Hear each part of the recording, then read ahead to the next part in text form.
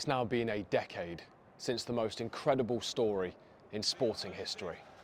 A season that defied logic, with 5,000 to 1 possibility, and a period of time that will be immortalised forever in Leicester City and in footballing history. So to celebrate a decade on from this wild fairy tale, I caught up with the legendary Leicester City captain, Wes Morgan. Well, Wes, thank you very much firstly for joining us. It's 10 years since you lifted the Premier League trophy. How does that feel, 10 years on? It don't feel like it's been 10 years, that's for sure. I think because of the way it happened and to which club it happened to, it's constantly spoke about. So, every season, social media will get the pictures of around about the time when, we was announced champions, and then when we lifted the trophy, and just that time, is a constant reminder. But to say it's been 10 years, it's hard to believe. It feels like it's only been maybe a few years, to be honest. We've been doing a lot of looking back. I think everyone probably has at this stage of the season anyway. When it gets to around the May the 2nd time, as you say, the photos begin to come out. But the fact that it's 10 years, it almost feels almost like a strange fever dream. Like, I wonder whether you can still believe that it actually happened in reality. Yeah. Funny you say that, because sometimes it does feel surreal. Kind of looking back and seeing like the guys together, seeing the celebrations on that day at the King Power, seeing me actually get my hands on the trophy, sometimes I do think, did that really happen? And then, you kind of go into your memories and you think, yeah, you know what, it was a special moment. Obviously it did happen. But I think the more time goes on, you don't forget about it, but you kind of lose that kind of magic moment touch, if you know what I mean, where at that time, in the moment, it was, unbelievable, the best time ever, the best feeling ever. And we reminisce about it, we speak about it, but, it's hard to kind of recreate that exact feeling. I guess the belief that you had as a team and the understanding that you had together as teammates as well, that achievement, when it eventually lands and you look back and you see yourself with your hands on the Premier League trophy and you're lifting it with Claudio and everything that happened on that day. When you see that happening now and you watch those videos, do you see a different Wes Morgan, or do you see yourself? No, definitely see myself. I think the way I kind of played my game, the way I kind of acted in and around the team is just to be natural and be myself. So it's definitely the same Wes today as back then. But I think our strength at that time was our togetherness and the characters we had, and that definitely got an extra 10, 15, 20% out of us. Yeah, we had likes of Vards scoring goals at will, Riyad creating something out of nothing, and N'Golo covering every inch of grass. I could go through the whole team, the individuals was outstanding that season, but the togetherness of the team, the strength we had, the characters, the respect we have, the willing desire to give our all on the pitch, that was one of our strengths. How often do you think about that day or that season? Because it would be easy to say, right? You think about it every single day, but I imagine, like you say, after time, it becomes part of your life. Exactly. Definitely don't think about it every day. Definitely for the first couple of seasons, it's a constant reminder you're in the football. I think when you retire, all it is memories. So when I meet some of the boys, when I catch up with some of the guys, obviously we talk about the good times together, the big moments, winning the league, winning the FA Cup.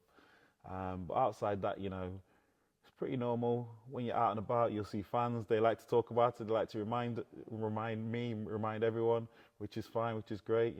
Always enjoy reminiscing.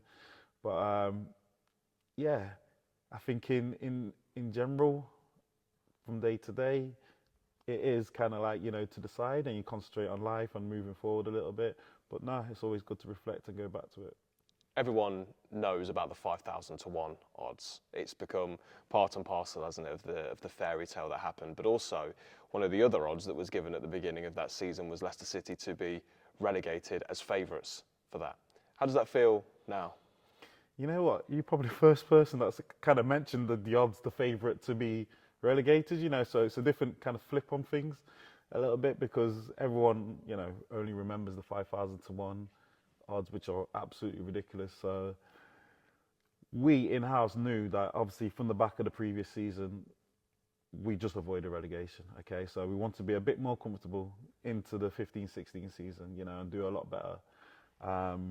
And yeah, we would have been favourites to go down. We would have definitely been favourites to go down, but to achieve the opposite and to defy all odds, and I'm sure there's a lucky few that put a few pounds on those odds, is astonishing when you think about it, because to go from one extreme to the other never really happens.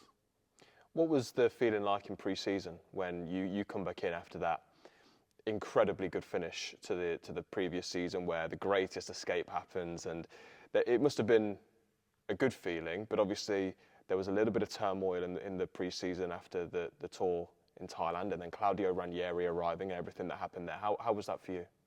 Yeah, well, I missed most of pre-season. I was on international duty, so obviously we've been away post-season to Thailand, and then I'm straight on to international duty. So I think part of my Thailand trip got cut short to go and report for international duty, and I had 2 tournaments, so I was away literally to the final week before the season started. So I was watching from afar, what was happening at Leicester. Obviously Nigel leaving, Claudio coming in, and then I'm thinking to myself, right, he's not saw me. Don't know what I can do. I've not done pre-season with the team, so there's a little bit of concern if I was going to slot back in and be playing, to be honest. Obviously being away with international duty, the team, we got to the final of the Gold Cup, and that took us right to the basically end of pre-season. So reporting back to the club, I think I got back into the country on a Tuesday. I think my first training session was on a Thursday, and the season started on a Saturday. I did get a message from Claudio while I was away saying good luck in the final of the Gold Cup, which was great. But obviously going back and hoping, you're straight into the starting lineup was a concern. Luckily, I was straight back in. When you land and you get back into the training ground and you meet Claudio in person for the first time, what are the conversations that you're having with him? Do you voice those kind of concerns, or?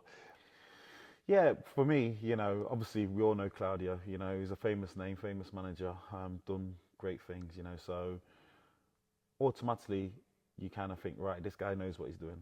He's coached the best. Hopefully he'll bring the best out of us. So I remember my first conversation with Claudio, welcome back. It was pretty general. How you feeling? How's the legs? And in terms of my concerns, it was like, yeah, I feel great. I'll say whatever. I just want to be playing. And I did feel okay, to be honest. But he, was obviously checking on my kind of condition, how I felt. I want to be up for kind of starting the season and going straight back in. I was like, absolutely. So really positive conversations. Tell me a little bit about Claudio behind the scenes. I think there's a version that's probably the media and the fancy, which is, the laughy jokey, doing the media interviews and saying one-liners, and the fans love him for that. I'm sure the media find it very entertaining also. But on the pitch, he was really serious. He was really focused on the boys knowing their jobs, being organised, and being at their best. And I think that's the two difference. It was great with the media, especially when we was flying high in that season, and the media wanted the punchline. Are you gonna win the league? And it was only like maybe Christmas time and things like that. And he would just bat it off. We just avoided relegation last season. We just want to make sure we get to the magic 40-point mark or whatever it is. And okay, we've got that now. Maybe we can finish in the top half. So it was fantastic in taking that pressure away from the boys, so we could just focus on our jobs. But yeah, in and around the ground, on the pitch, it's all good when things are going well, I suppose. He was obviously making sure we do our jobs, but it was really easy to kind of like communicate with and to talk to, which is great. Yeah, part of the magic, I guess, of that season was his ability to, in real high pressure moments, particularly towards the end of the season, to take that pressure that's on the team on you guys as players, on the entire club, and just move it to a completely different place. And we, as a players, do you become grateful for that kind of thing when you see it happening, or do you cause it kind of just bypass you a little bit? Yeah, I think me personally, I put myself in a bubble when I'm playing football, so outside noise, don't really entertain it or hear it too much. So obviously for Claudio to kind of take that pressure away from us and kind of keep us focused or allow us to be focused on our jobs was fantastic. And like you said, that's probably the magic of what he could do. He could sense the highly pressured moments, and that key moment where, okay, the boys might be feeling this situation, let me take the pressure off the boys and give them the best opportunity so they're not distracted or they're not swayed in a way that's going to keep them off their task. And that's the beauty of Claudio, I'd say. That being said, Pizzagate, RAF, we are Champions League, man. They're all classic moments. All classic moments, dilly ding, dilly dong, is my personal favourite. But no, fantastic for the crowd and for the media and anyone that was watching. Some special moments, and obviously he was a massive part of our success. I always remember, and I always love the line that he gave about Kasabian as well. So you've got to go into the stadium, do your best, listen to the Kasabian song, be warriors. Is that more of the Claudio that you guys saw as players? Probably not, if I'm going to be honest. Obviously we have our meetings, we have our talks, and he'd be saying, more tactical, more kind of key things in terms of, mindset and focus. I think he saves those kind of quotes for you guys, and obviously we understand the meaning of it. But the way he would come across to us, would it be like that? He wouldn't be quoting Kasabian and we'd be thinking, okay, half of us know that line, half of us don't kind of thing. Nah, he kept it definitely focused and professional. Did he pay for the pizza? I have no idea. I have no idea. I actually missed out on the pizza and I don't know. I think that was because I had something on and I didn't go for the pizza, so I was gutted because this is obviously, a big part of the season. Forgot about that, but knowing Claudio, he would have paid. He would have had some Italian contacts in the city that, what, it's on the house kind of thing. I think everyone likes to think of Claudio as the kind of man that would buy a nice bottle of wine, pay for everyone's pizza. But then at the same time, the cheeky nature of him at times, particularly in the media and the press, that if he'd slipped it to the captain, slipped the bill to the captain, it's the sort of thing you can see alongside it. Yeah, if you did slide me the invoice for the pizza, that would be strange. But Claudio, he, straight away he's saying, right, first clean sheet. We're going to get a pizza for the boys, and I think that's just a great way to kind of give us an incentive to push us through. And yeah, like I said, the togetherness of the boys and little things like that was massive for us. So yeah, it was great. We can't talk about this season without mentioning some of your teammates as well. I wanted to start with Jamie Vardy. When you look back at 2015, 2016, Jamie Vardy, what are the first things that come to your head?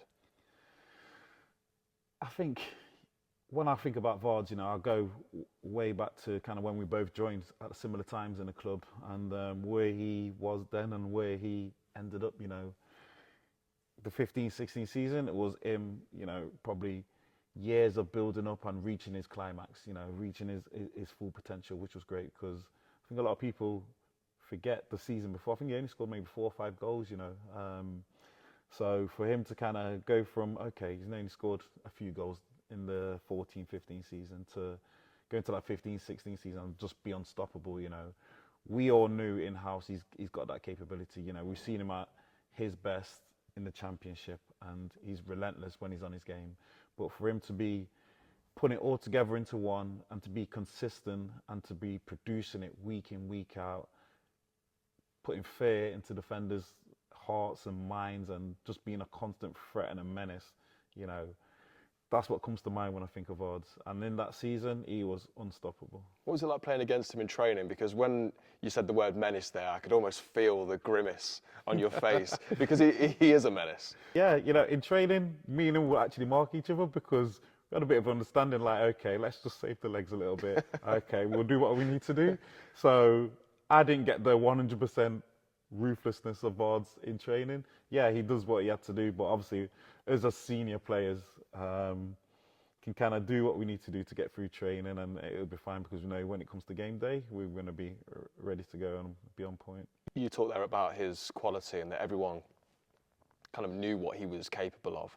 When he is scoring the kind of goals that he is, like the volley against Liverpool and mazy runs against Newcastle as part of that, you know, the 11 goals in a row, are you thinking, wow, he's doing what we know he can do, but now he's actually taken it to a new level as well? Absolutely. You know, I've been with Vards since 2012, 2013, around that time, and you've seen glimpses of it. You know, you see moments of it. We know his strengths. You know, he's fast. He can be ruthless, but he wasn't always consistent, and he wasn't always, you know, on a hot streak, I'd say. But to see it come together in that season, and we needed that. You know, that he's a big part of why we won the league. His goals, his tenacity, his constant threat that he posed is a big part of why we won the league. And yeah, I knew he had it in him. I think the whole team knew he had it in him. And it's just him believing in himself and then producing it. When the goal goes in against Manchester United and he's running away and he's pointing to himself and saying, I can't say the word, but it's me. Everyone's surrounding him. What are your emotions in that moment when you see that ball hit the back of the net? I think, you know, because building up, you know, he was getting to that, okay, you're on a streak here, like Van Nistelrooy's records, you know, at that goal tally. You're getting close, you know, so everyone's just willing him to get another goal, please keep it going. So obviously going into that game knowing he could be, you know, the outright kind of record breaker for goals streak, we was just all behind him, you know, and when he got it, we knew it was probably going to happen, but for it to actually happen was incredible, and we were all just right behind him, you know, we all support him 100%. And yeah, you can see on the videos looking back in the celebrations, you know, it meant a lot to him, but it meant a lot to us as well.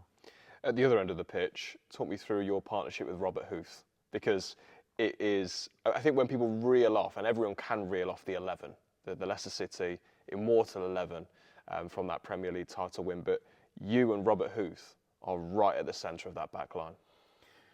Me and Huthie, I think we just had an unbelievable understanding. You know, we knew each other's strengths and weaknesses. We're very similar in a lot of ways, how we play our game. You know, we like to be aggressive, we like to be dominant in the back four. And I think the team we was in just suited us down to a T, because we didn't play the type of football you'll see today where you're 2v2 at the back, your full-backs are playing wingers, you might have a midfielder helping you, and you're isolated by yourself. You know, we had a good solid back four, we had a good structure, and we had N'Golo Kante in front of us, you know, so he made our job a lot easier. But anything that came to in our zone, you know, we knew how to deal with it. We knew which one, you know, would like to go tight, which one would cover, which one can obviously turn and get back to, you know, to clear dangers and get back into position. We just knew each other's strengths. So when you got a partner like that you know each other's strengths, you don't really have to speak. You know, we're on the same wavelength. We know exactly what's going to happen, and we just deal with the work, deal with the job. I was going to ask you about the back line of Simpson, Morgan, Huth, Fuchs, but you mentioned N'Golo Kante as well. Was he almost part of that kind of defensive unit for you guys? So N'Golo, he's everywhere, you know, so he will be breaking lines with the ball, with and without the ball, but defensively, like sniffing out danger, seeing situations and making sure it's dealt with, he was great for us. You know, it made our job a lot easier with him in front, and let's say we missed time challenge or we didn't see something, you know, he would be there. He'll be there in a flash, tidying things up. And even runners, you know, it can be difficult when you've got an onslaught of opponents trying to get through the defensive line, but he would always pick up, you know, anyone, any type of danger, and it just made our jobs a lot easier. The season obviously started really well. You find yourself at Christmas time, There's, as you've already mentioned, there's talk of can Leicester go for the title. Claudio's doing his media tricks, and you guys just seem to be really enjoying what's happening and just kind of riding that wave. Was there a moment where you thought, I could have my hands on that trophy by the end of the season? Yeah, and this question's came up quite a few times, to be fair, and I've heard the boys' responses to it, and everyone's got kind of a bit of a different answer, to be fair. For me, it's when we play Man City away. So we played Man City away, obviously the great Man City, you know, they invested a lot of money, got some top players, and obviously we're playing them at the Etihad, and it was mid-February, something like that. So it's pretty early, to be fair, in terms of the end of the season. And we beat them, obviously, you know, the result, 3-1, but it's just the manner of where we beat them and how comfortable it felt. And I think for me, you know, everyone's got a different answer. For me, that's when I thought, ooh, something magical could happen here. Ironically, we lost the next game against Arsenal, to be fair, so that kind of brought me back down to earth. But yeah, for me, the Man City game away was when I thought, oh, okay, things could get a bit special here. That Man City game is exactly what I've got written down to ask you about, because that for me as well was like, oh, this is a fairy tale waiting to happen now. And actually, I guess when you kind of talk there about whether you're going pretty early, was it a we're in the title race now, or we're going to win this? Because I guess they're two different conversations. Yeah, I think definitely we could win this. You know, I think we more or less knew we was in the title race. You know, we're up there, we're battling. Our record so far throughout the season has been unbelievable. And it gets to the point where you start looking at the fixtures like, ooh, could this be a tricky one? Is this a must-win? It was at that stage of the season, so I think a lot of people kind of put that Man City away game like, okay, they'll probably lose there. And for us to kind of think, right, okay, this is going to be a difficult one. If we pick up a point, that'd be great, you know. But to win, and the manner we won, that's when I start thinking, you know, we could do something special. And at the time, I didn't want to say, but we could actually win the league. Do you know what I mean? If we continue like this. So yeah, there is a difference to that question. But for me, yeah, winning the league was kind of in the forefront of my mind.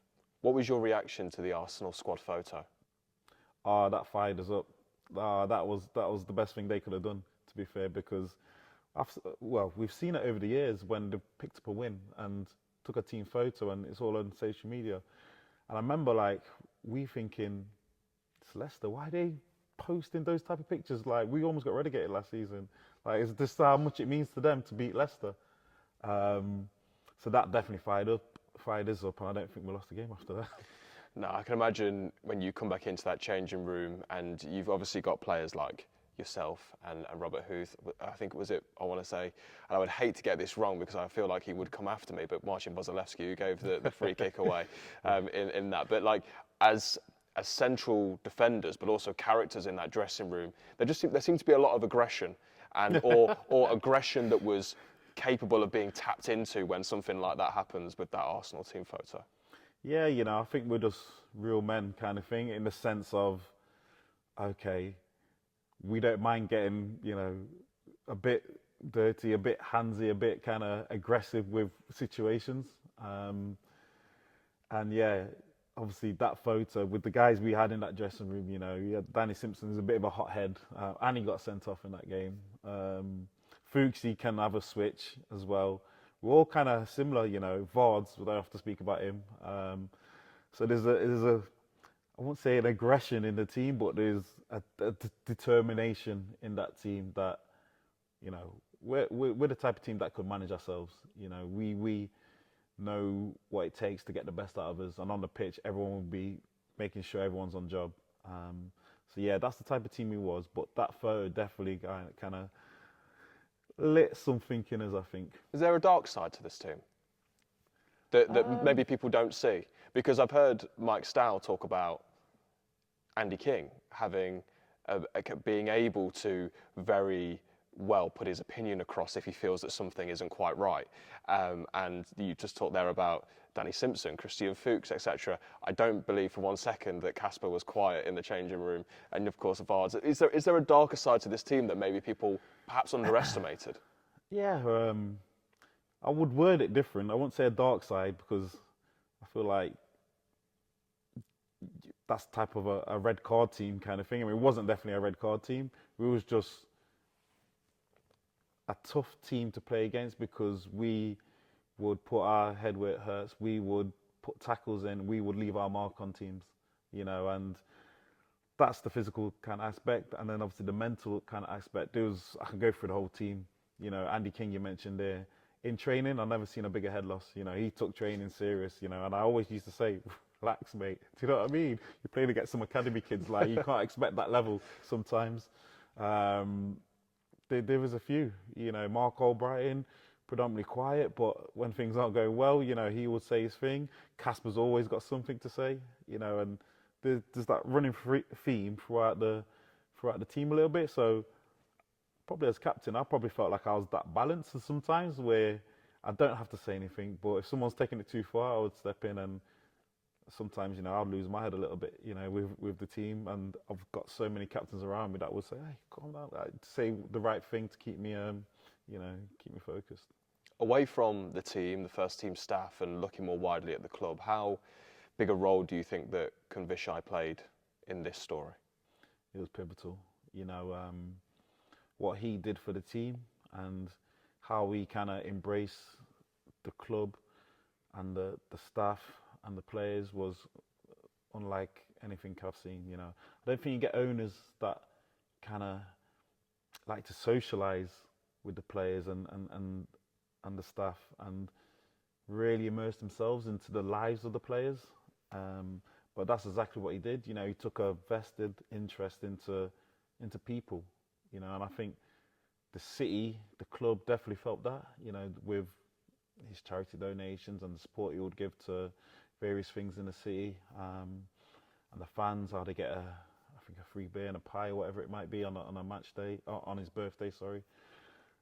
But obviously for the players, what he kind of done to kind of help us to get where we need to, and it's not always, monetary, it's just him as a person and saying, right, like one of the things you would love to do is like get a deal with the boys, okay, you got the next 5 games. If you win 3 out of the next 5 games, what do you want to do? Let me take you out somewhere. Let's go to casino. Let's go to a restaurant. And these little things that would get like a bit of a buzz going around. Like, come on, Dad, let's like we're always going to try and win anyway. But when there's something going on, like it just creates a buzz. You know what I mean? If there's something at the end of the tunnel, and he loved it. He would get fully involved, and he was a part of everything that was the best of Leicester. What was he like in those social situations? Honestly, I think he enjoyed it more than us because, yeah, we're having a drink, we're having a great laugh, and he would just sit back and just enjoy us having fun, so he would fully immerse ourselves. He'll have his red wine, he'll be going around to everybody, having a laugh. He used to love Riyadh, he used to pull his ears and stuff like that, little things like that, and you're like, what's good? Do you know what I mean? Just little things, it was a proper togetherness, do you know what I mean, where you can speak to him about anything, and he would just have a laugh, and he just wants to make us happy. Making us happy made him happy. It feels strange to talk about an owner like this, because if you look back at other teams that have won the Premier League or the FA Cup or all these different kind of things over the years, it's all about the manager, the players, the goal scorers, all of these things. But I guess this is what makes him so special, is that you sit here and you talk about him in this way. Yeah, so special. Like what he did for me personally, some of the things, I can't imagine, like just normal people wouldn't do that. Do you know what I mean? Never mind someone who I'm supposed to be his employee. Do you know what I mean?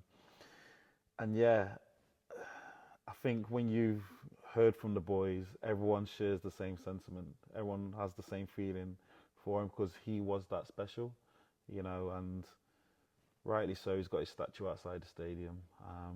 But he was a big, well, I'll say probably one of the main parts of our success. When people use the word legacy, what does it mean to you? I think legacy is something where you're remembered for your achievements, and I don't think like everyone has probably achieved something at some point in their life. I think legacy is something it lingers on, and if you look at that team at that time, I think you could probably look at us and label the legacy tag with us just because of how we achieved what we achieved and the story behind it. And if you look at all the players, where they came from in the team, you know, no one was like, you know, except for probably Houthi, had the most Premier League experience. And to achieve what we achieved and to have everyone kind of like, this is the best thing that's ever happened in footballing history, you know, I think that's legacy. How difficult is legacy in football, and how should it manifest itself versus how it eventually does manifest itself? I think legacy is definitely a past tense. I think you look back on it and deals that you would say, okay, remember that era, you know, they created a legacy, and that's the way I look at it. You know, you look at a certain point in time, look at the moment, and for a certain period of time, those players created a legacy, and that's the best way for me to look at kind of that point, I think. Is it hard to watch what's happening to the football club right now because of what you achieved when we're talking about legacy? Yes, really difficult. Really difficult. You know, obviously, I was at Leicester 9.5 years. You know, to see where it was and where kind of my time, where we got it to, and all the things were achieved. You know, Champions League, Europa League, FA Cup, Premier League, Community Shield. You know, to see all of that kind of happen and be a part of that, and then kind of leave the club thinking, okay, I'm leaving it in a good place. To see where it's come now, it definitely hurts. You know, it definitely makes me feel sad, and I understand it's difficult to maintain. Okay, so players get older, they move on. Staff have different opportunities, they move on. Different scenarios, different circumstances create change, and it's just difficult to see how the club have kind of not adapted and maintained that kind of standard and level to keep the club where they was. So yeah, it is really difficult to watch, and obviously my time at Leicester and how long I was there, you know, the club's always going to be in my heart. Just looking finally at this incredible fairy tale that happened 10 years ago, what is the one thing from that season that you cherish above everything else? Oh, that's a good question, that one. There's so many things. There's so many things that I cherish from that fairy tale time. My teammates, the staff, the club, the city. But it's got to be the achievements for me. The achievements, and the main achievement, because I always look at kind of where I came from and my career. And I didn't get into the Premier League until 30 years old. And my goal as a professional footballer was just to have one Premier League appearance, and I would have retired happy. So when I put it into perspective and you look at actually what happened, and I got my hands on the ultimate prize as the captain and lifted the Premier League trophy for the team, you know, that's definitely the one pinnacle moment for me, I think, that stands out. Wes, thank you very much for joining us. Before you go, I have one favour. I think you probably know what's coming. We've been talking about this for a while, but I do have. Yes, the Captain Morgan Spice Gold. Have you? It's probably been a while since you've seen. Well, you would say that, but every time I do an event or see people, they always seem to find one or have one. It's been 10 years as well, so yeah, it's always good to see another quality memory. It is. It is. Would you do the honours? Yeah, absolutely. And you can't drink it yet, mate. It'd be worth something at some point when I pop my plugs. Yeah. There you go, pal. Thank you very much. No Maybe problem. one day we'll crack it open together. Maybe one day, when Leicester return to the Premier League. Let's do it. Wes, top man. Nice one, mate. Thank you very much. Cheers, pal.